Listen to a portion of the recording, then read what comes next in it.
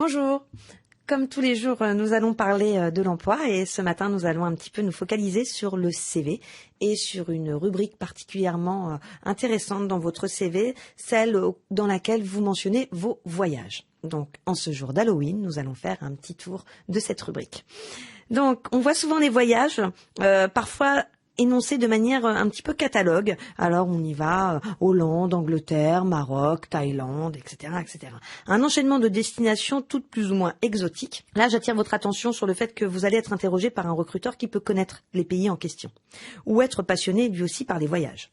Il va donc falloir trouver autre chose à dire que j'y suis allé avec ma meilleure amie.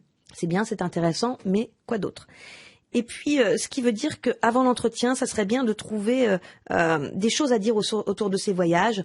Si vous avez eu des faits marquants, des choses qui vous ont particulièrement touché ou sur lesquelles vous avez été époustouflé, parce que souvent, malheureusement, quand on commence à vous interroger sur cette partie, ça donne je suis allée au Maroc avec ma cousine et son copain. Oui, bon, d'accord. Alors, effectivement, on va pas vous poser des questions d'ordre privé, mais vous avez peut-être pu noter des choses, vous avez peut-être pu être présent à un moment culturel important du pays.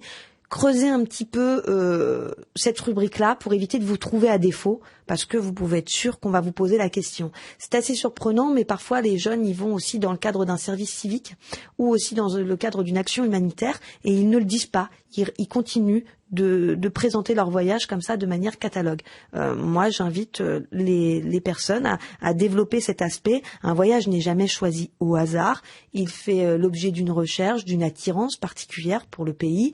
Et il est temps là de s'en servir. On peut, sans rentrer dans sa vie privée, expliquer qu'effectivement, si on a choisi d'aller au Maroc, c'est parce que d'abord le climat y est assez propice, et puis c'est un pays dans lequel on se sent en sécurité en tant que Français, donc on aime ce pays. Mais trouver des arguments qui aient un peu matière à renouveler l'échange si l'entretien bute un peu, parce que parfois c'est aussi au cours de ces moments où on se rend compte que le recruteur balaye du regard le CV et il cherche un petit peu où poser des questions.